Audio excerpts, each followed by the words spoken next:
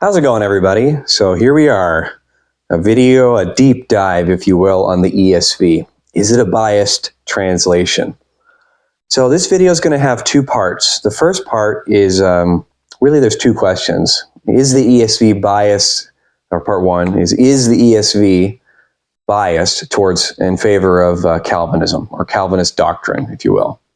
And the second part is the ESV biased in favor of complementarianism? Now, before we even get into this, you might as well know where I am. So I'll lay my cards out on the table. I myself am not a Calvinist. I am not Reformed. Although I have no problem with people that are, okay? Many of my friends are in that camp, and actually many of them I reached out to and for help on this video.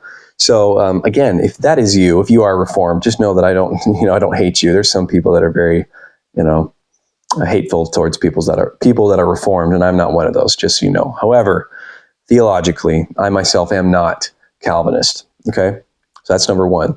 Number two, I myself am a complementarian. I am not egalitarian. The difference being is that a complementarian is someone who believes that women should not be in a teaching capacity or hold authority over men within a church setting or in general, really. Versus egalitarian is the opposite, that women do have the right to have authority over men, and in particularly in a teaching capacity. So what we're going to do is, like I said, we're going to get into this, but I just thought it would be something that would be valuable for you to know where I stand on these subjects, because if you're going to spend your time listening to me, it's something that would be, do you want to waste your time, But I would encourage you that even if you disagree with me theologically on this issue, that it would still be valuable for you to listen. Hey, if nothing else, you might learn something. Some of the best things I've ever learned have been from people that I strongly disagree with. Okay, so let's get into it. So first we're going to look at the arguments. Is the English Standard Version, is it biased in favor of Calvinist teachings? So what I did is I reached out to several of my friends who are Reformed and asked them to send me the top verses that they believe are, that they use when they're arguing for Calvinism. And the reason I did that is I reached out to several people, and they sent me the verses, and I compared them, and I took the number one verses that they that they all brought up. I went across and said, well, these three guys brought up this one, so I just brought out the common denominator, right? Now, the reason I did that is because I wanted to be able to represent this argument as fair as possible, and that, let's see, if these are the verses that these guys are using, if any verses are going to be modified in favor of Calvinism, it would be these passages, right? Now, I should have mentioned this at the beginning. Oftentimes, the reason why people say that the English Standard Version is biased in favor of Calvinism is because the Reformed community, really at large, loves the ESV. And many of the translators on the English Standard Version committee are Reformed guys. And so they argue that, well, it's a biased translation that's designed to help push Calvinism along, okay? Now, again, I'm not a Calvinist. But let's just see if there's some truth to that. So like I said, I took these verses and I compared them. So my criteria for comparing them was twofold. One was I compared these verses to the actual Greek text that underlies the translation. Because these verses, the ones that I'm looking at, are only going to be New Testament verses. I don't know Hebrew, so I did not want to get into the discussion of all revolving around those passages, because I don't know it, and I don't want to be misleading. So, but what I do know is Greek.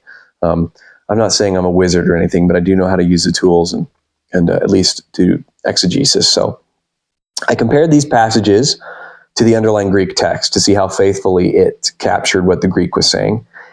And then I took that, and then I also compared the ESV's readings with basically every other modern Bible version. And the reason I did that is because I wanted to see how the spectrum of translators and translator philosophies, how they chose to render those passages, and basically to see, is the ESV out on a limb here, right? Because, let's see, are they standing alone? So that's my criteria. So what I did is, these are the verses that I looked at, right? And so Romans 8, 29 through 30. 2 Timothy 1:9, John chapter 6, verses 37 through 39, and Acts chapter 13:48.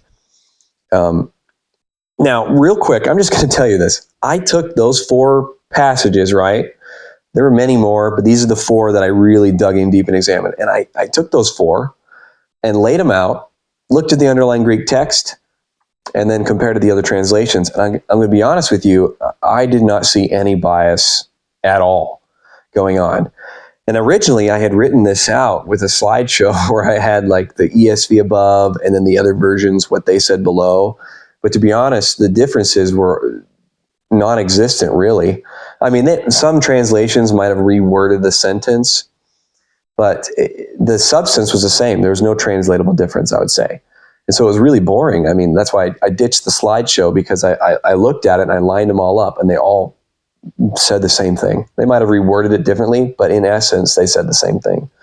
And I'm talking across the board, whether it's the NLT, the NIV, the CSB, the HCSB, the NASB, the KJV, the NKJV, the NRSV, the RSV,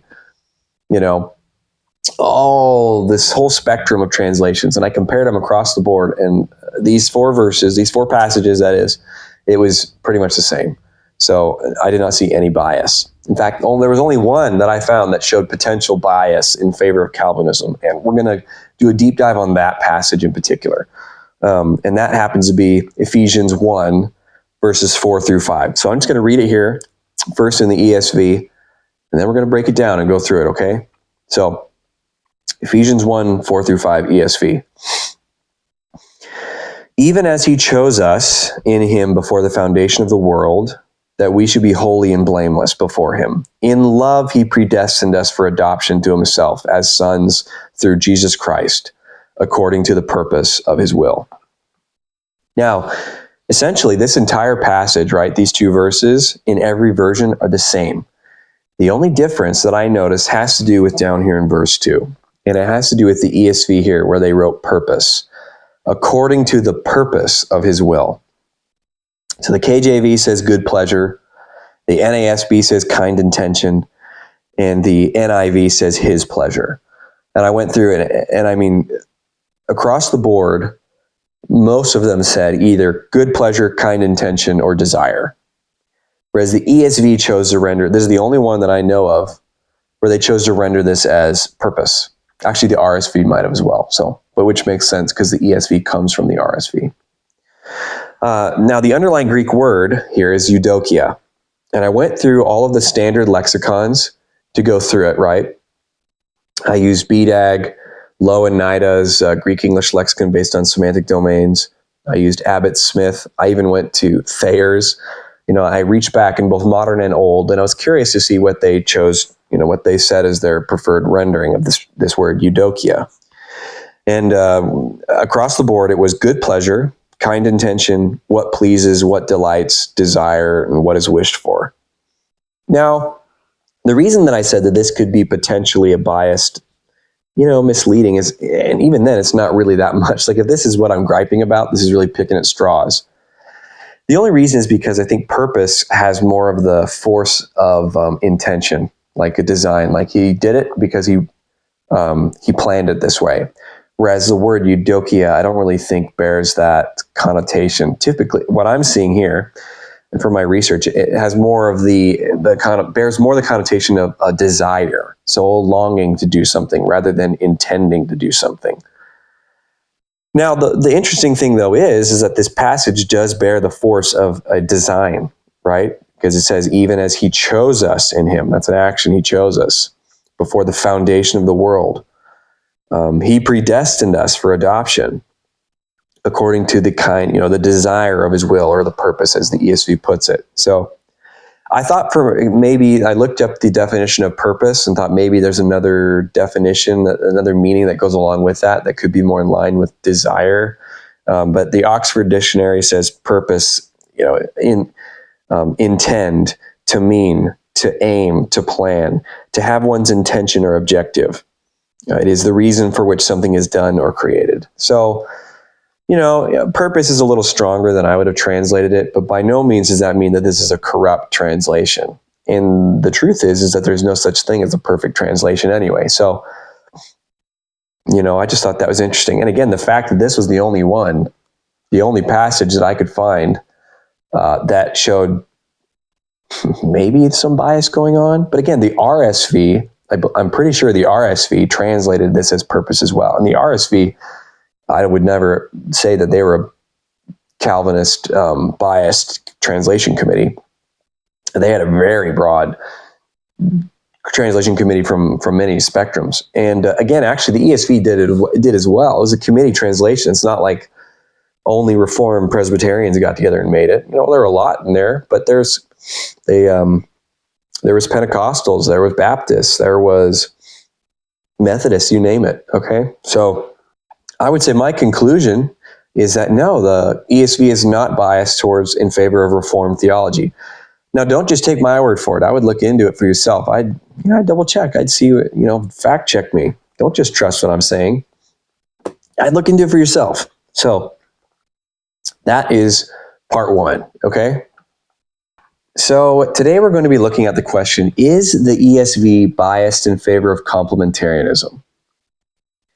Now, it's interesting. I actually wasn't super familiar with this, or I was somewhat familiar with it, but I didn't know that the curiosity about it was so strong until I put out a post and said, hey, send me the top verses you want me to look at in the ESV. And one of the most common subjects that I thought it would be, is the ESV biased in favor of Calvinism?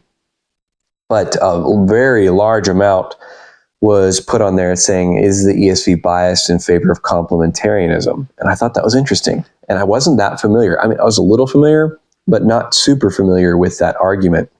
And I wouldn't be surprised if, I know that one guy that's done some videos on it would be Chad Brooks. He's a cool guy. You should check out his channel if you haven't. He's got some great stuff. But I know he made a video about the ESV and how he believes it's biased in favor of complementarianism. Now, cards on the table, I said this in my first part one of this series, or part one of this this video here, that I am a complementarian myself. I'm not egalitarian. So I'll have to be honest with you, right? I'm just keeping it real. Is this something that is the ESV biased in favor of complementarianism? Now, something I should note too is that I myself don't read. The ESV is not my main, and it's not even really in my common reference, quick reference tool set, as far as Bible translations that I look at pretty regularly. Typically, my main three translations are the New American Standard, the King James, and the New King James. So between those three, I pretty much, I've got all I need on the formal equivalent translation side. But the ESV always felt kind of redundant because it's really similar to the New American Standard, but I've always felt that the New American Standard was just a little bit, I don't want to say better, but more tailored to my needs. Let's put it that way, okay? So again, I'm not a big ESV guy, so this was interesting to look into. So what I'm going to do is we're going to look at two verses in particular, and these two are the ones that popped up again and again and again. I'm not going to look at any Old Testament passages, and the reason is because I don't know Hebrew, and I don't want to be misleading, whether intentionally or, well, never intentionally, but unintentionally, because I don't want to say something that might not be true.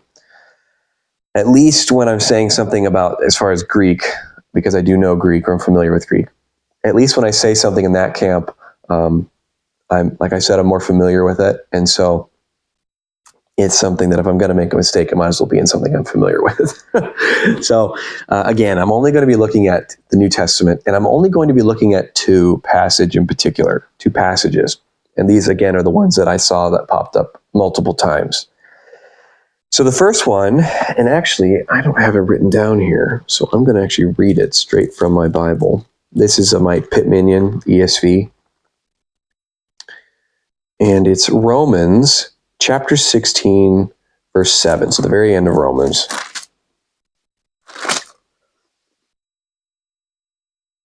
Okay, now the passage in question goes like this. Romans 16, verse 7. Greet Andronicus and Junia, my kinsmen and my fellow prisoners. They are well known to the apostles. Now, What's controversial about that, you might ask? The reason is that most other, if not all, translations of the Bible, modern translations, even older ones, don't say known to the apostles, but known among the apostles. Now, what's the big deal, you might ask? The reason is because it implies that these two women, because these are both female names. Now, the ESV has a footnote where it says that one of them might be a male name, but I would say that the majority of people would say these are females, which is interesting. But the reason is because the reason that the hullabaloo is here is because if this is true that they're known among the apostles, then it implies that these two women might have been apostles. And for the complementarians, that would be not something that they would agree with. And so what happens is it seems like the ESV, and they did, translated this text more interpretively than how a literal rendering would be. So I would not translate it to the apostles, well known to the apostles. I would translate it well known among the apostles, like virtually every other translation does. And the actual Greek phrase is entois apostolos, and the apostle here is in the dative. So I don't know if you know Greek, but essentially that's how I would render the passage. It would be among the apostles, not to the apostles. Again, I myself am complementarian. However, I do not want to be somebody that is trying to tweak the text in favor of my theology. So I think there's other arguments that can be made around this, even if it's translated as among the apostles, that, yeah, they're well known. They are well known among the apostles. But again, I would not want to translate this in such a way as to try to be misleading just because it doesn't fit my theology. So that's interesting. That's the first one.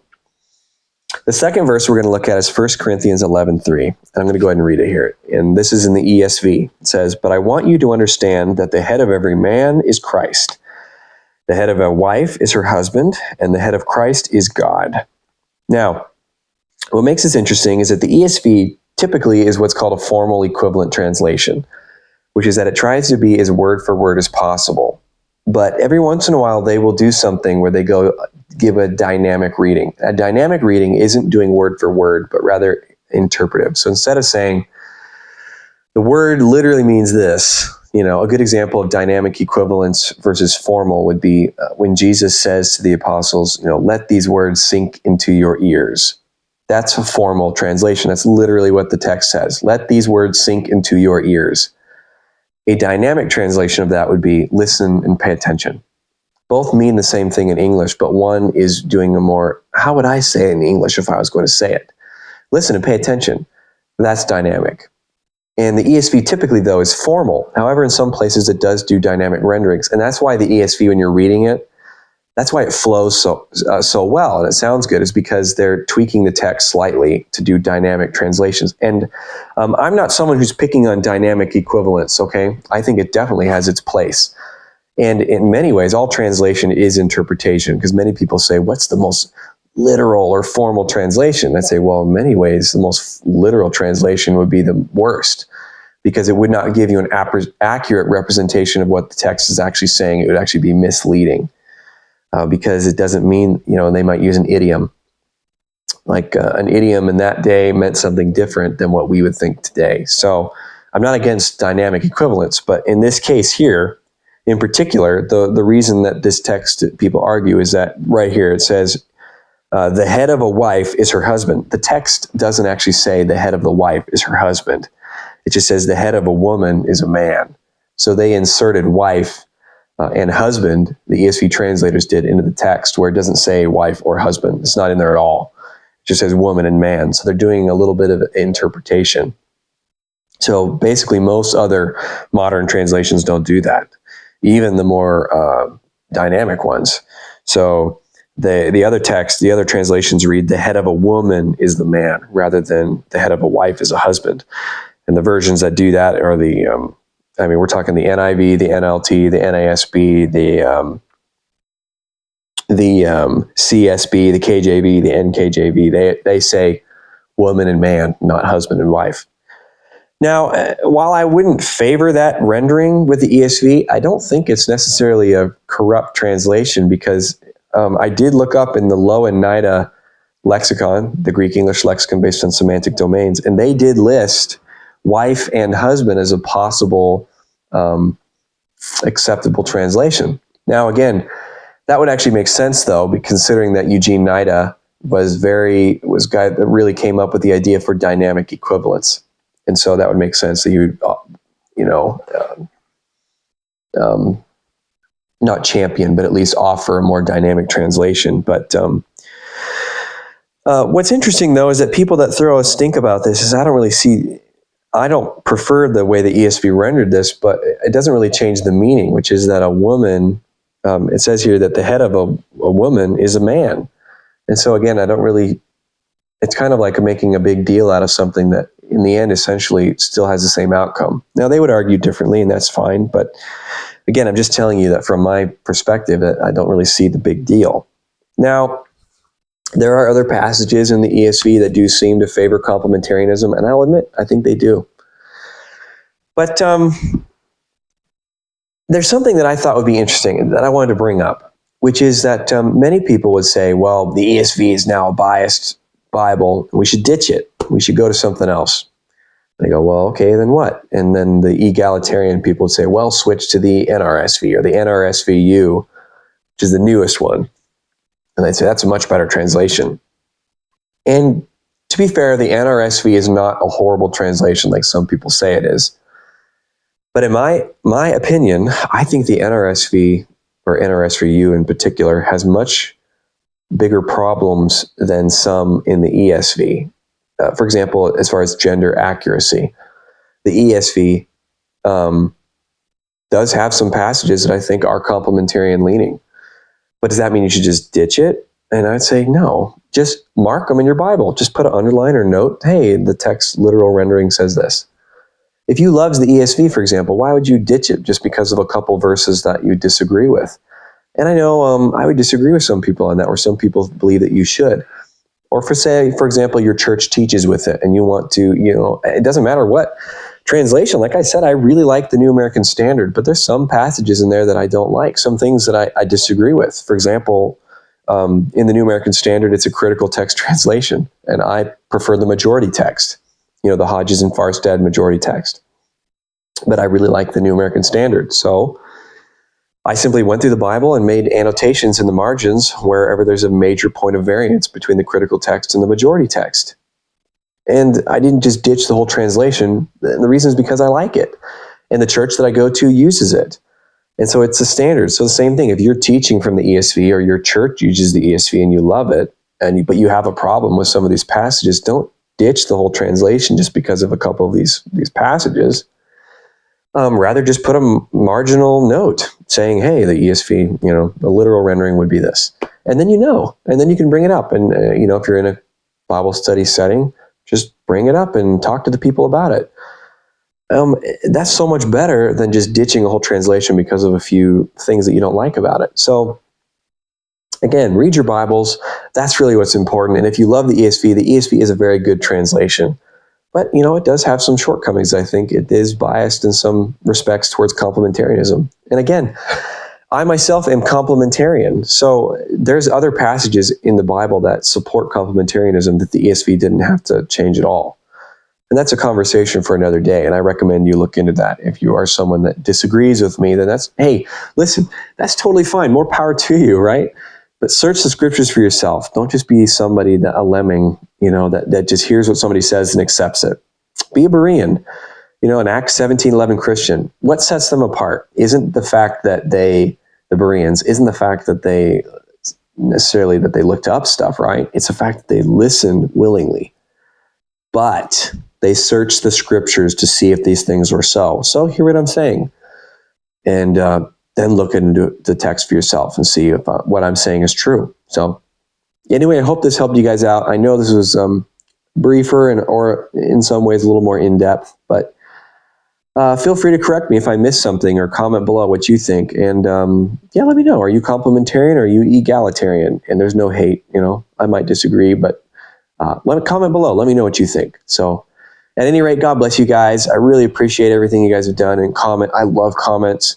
So I try to get back to as many as I can. It's getting harder these days because of how many there are. But again, I'll really try to interact in some way or another. So at least liking it or hearting it. If I did, I read it. But I might not always have time to respond to each and every one. So at any rate, God bless you guys. And I'll talk to you later. Bye-bye.